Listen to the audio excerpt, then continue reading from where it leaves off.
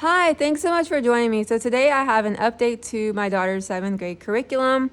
I always kind of have this little kind of freak out before we start homeschool, before it gets to the closer to the date, where I kind of revisit and rethink all of our curriculum. And I updated the schedule. So basically I did the 7th grade schedule, I redid it. The biggest change is just science that we're doing. Instead of doing science one day a week, now we're doing it 2 days a week. And let's see, so also same thing with history. Instead of doing it one day a week, we're doing it 2 days a week. And that was the biggest change, I believe. We were only doing science and history one day a week. And then I added in extra things that she'll be doing, and I'm going to talk about that when I do subject by subject. But so yeah, so there's also her side project that I kept where she would focus on the planets, and I'll talk about that in a second. So the first thing, you guys, is Latin. So let me show you guys the Latin books. She's been doing these on her own, but then I just purchased a third book in this set. She's already been kind of doing this, like, I would say not formally, but I went ahead and put it on the schedule for language arts. So normally I was just kind of having her do it like interest led, whenever she wanted.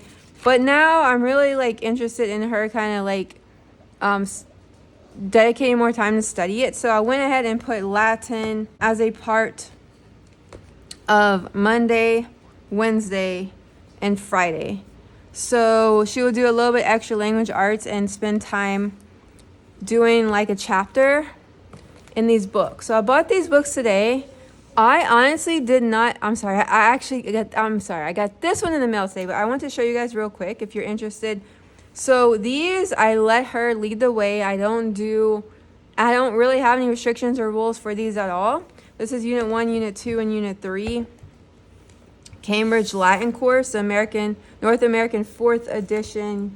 Okay, these are both a 4th, and then this one's a 3rd, but that's okay. So basically, stage 1, okay. So this is the contents of the first one. It has stage 1 all through stage 12. And so, Portis, do you do one whole stage in a day? I just do a couple pages. Okay, yeah, she just does a little bit at a time. She doesn't do like a whole stage. So she's going to be doing a little bit as an add-on to her language arts schedule. So yeah, so this is it has like some black and white illustrations. I think some of them have color too. And so it has a little bit, and at the end of the section, about the language and then practicing the language. And has some color illustrations. Also has like history. And then it has like a word study. So in the stage 1 vocabulary checklist, find the Latin word from which these words are derived, and then so match each definition with the words given below. We don't do anything written, we do everything oral. And here's like vocabulary checklist, and she usually goes over this orally.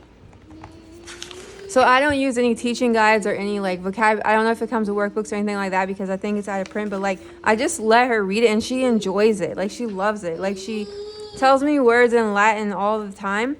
And the whole point of this is I want her to take a formal Latin course at some point, like with an actual Latin teacher / professor. And so then she will have the vocabulary being built and she will have the exposure. That's like my goal for it. I would assume, so Unit 2, she didn't get to this yet. She's even doing it over the summer. So I kind of left it really loose. So then it continues with stage 13 from stage 12 all the way to stage 20 in this book. And it's pretty much similar.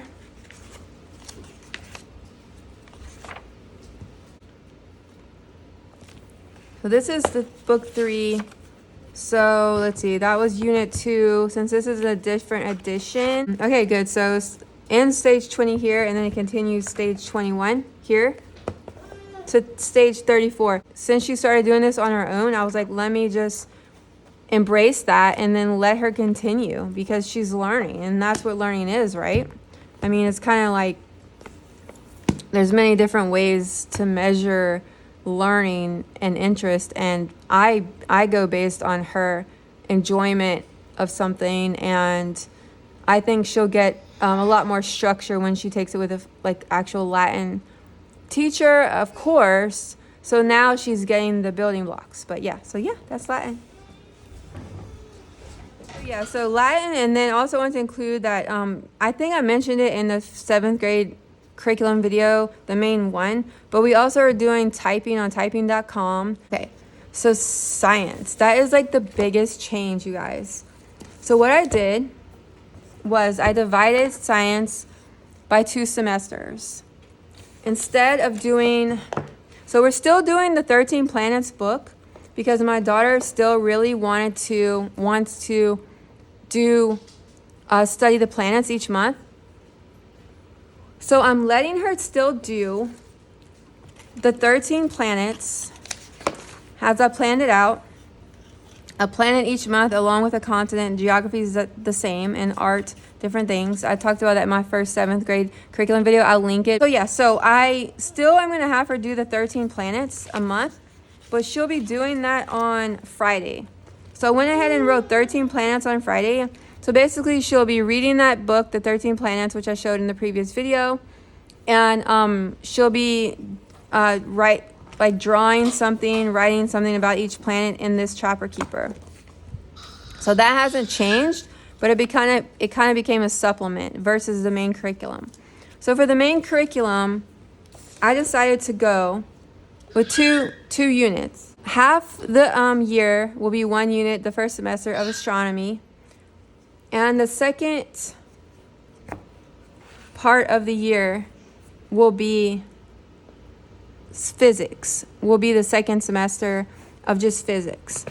And she picked astronomy, so this is interest-led. I'll be honest, I wanted to do physics and or biology again, which we've done biology many times, which, biology is just so, human body, animals, stuff like that. It's just part of our daily lives, right? So I kind of wanted to do biology again and kind of dig deeper, but I'm going to do that, I think, for 8th grade. But so she wanted to do astronomy, so I went with her interest. So then I decided we weren't doing enough. So I purchased some more books. So it's like a little 3-part unit. This is the main book, Astronomy for Curious Kids. Then we have Landscapes of the Solar System. And then we have this, Professor Astrocat's Frontiers of Space, which we already owned.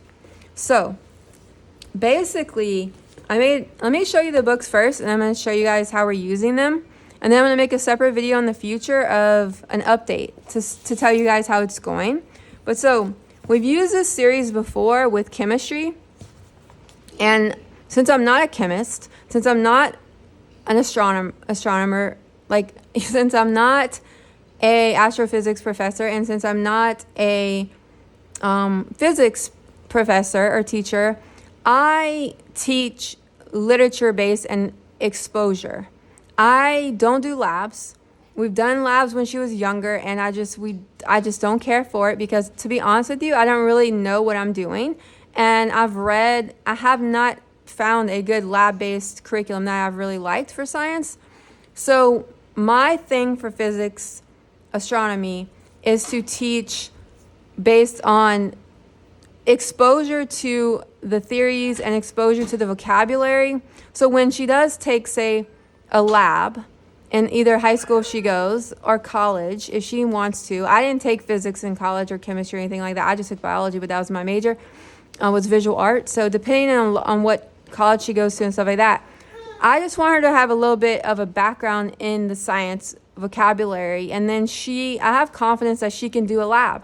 I don't feel like I need to prep her for a lab. Now, some kids love labs. She doesn't. She's never liked doing lab stuff at home. She's kind of like me. She'd rather read, and that's the kind of learning style she has. So I just want to expose her to this stuff and let her research it a little bit also now that she's older on the internet and read about these books. I planned it out to where she would do, basically this has 6 chapters, and they're kind of a little bit broad, the chapters, so it was very hard for me to kind of separate a lot of the main ideas with astronomy and pair them up with other books. So I just went with it, with just dividing it in time by a chapter a month. And then she will end up doing 2 chapters the last month because we're dividing the semesters. So yeah, so I thought it was still like a good little overview, like welcome to astronomy, of the subject. And like I said, we used this book before for chemistry. We didn't do any labs that year, and it worked out pretty good where she just got, some exposure to the vocabulary and a little bit about the subject. That way, if she develops some crazy interest in like astronomy or physics or chemistry, then we'll dive deeper, right? Then maybe I would do a lab, but she's not hugely interested in science. Not that she doesn't need it or shouldn't be, and I'm the parent teacher, right? But like I said, I follow my instinct, and so she's really interested in like the planets, but I wanted to give her a little bit more broad range of astronomy, because we did do a space unit before, but we didn't cover this much material. So I think it's nice that she will have more information. Second book is Landscapes of the Solar System by Aina Bestard, Bestard is the author. And this one is beautiful. Oh my gosh. This is like, I told you guys I was more interested in photography, and I just couldn't help myself when I did a deeper dive into astronomy books. This book is gorgeous, and yes, I love it. So this one has 1 through 17, chapters 1 through 17, but they're very short. I call them chapters, more like sections. So it starts with, what do we see when we look at the sky? And as you notice, it's really like mostly like a 2-page spread of each section. So it would be no issue for her to do it alongside the main astronomy book. So it also has some pages that are kind of, that expand out, that open. This one, I think it's mainly one. This one, like all of the planets, really pretty. And it has some transparent pages. Really pretty, like transparent.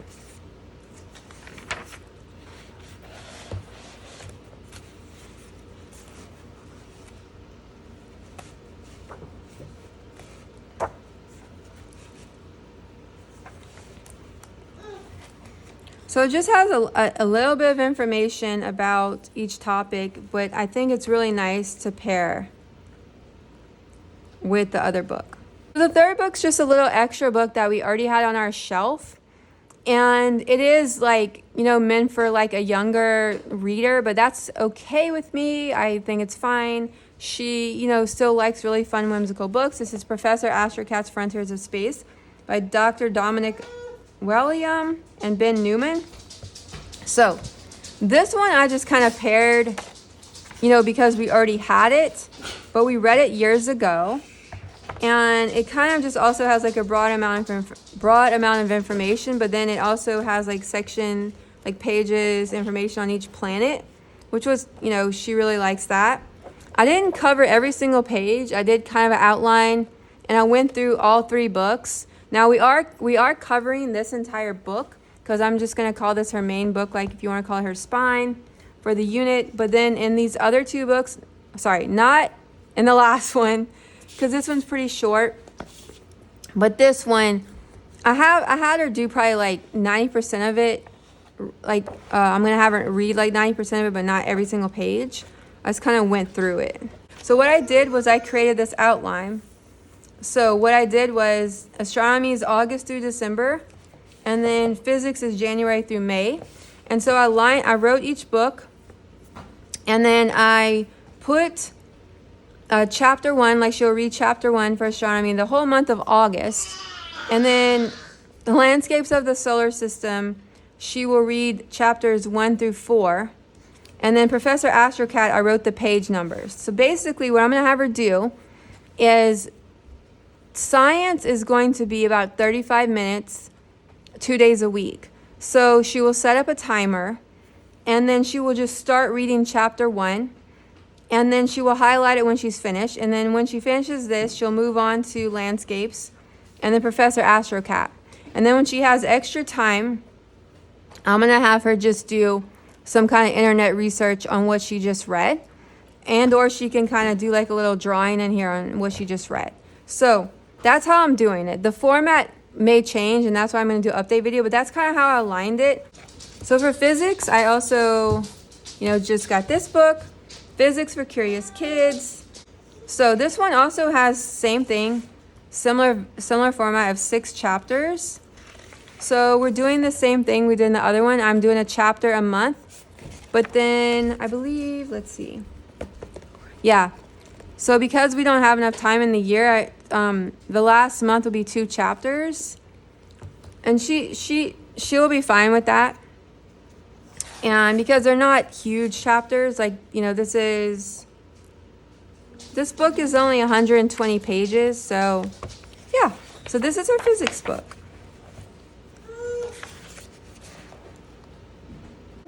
Continuing with the physics books, I did 3 of each. I pulled both of these books off of our shelf. That was the new one, and then this one we already had. David Macaulay. Yeah, I think I'm saying correctly. I'm not sure. Okay, The Way Things Work. So we already had this book, and I never found a way to fit it in. But what I did was I tried to connect it as loosely or tightly, if you want to call it that, as I could to the physics book. So this one has like 4 main parts. And what I did was I just searched the index for a lot of the terms I found in each book, vice versa. And it was impossible to connect it fully, because this one has way more pages. Like this one, let's see, has over 360 pages. And it also has a very large amount of information.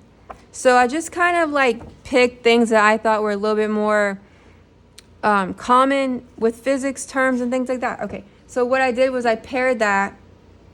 I put the page numbers instead of sections in this book.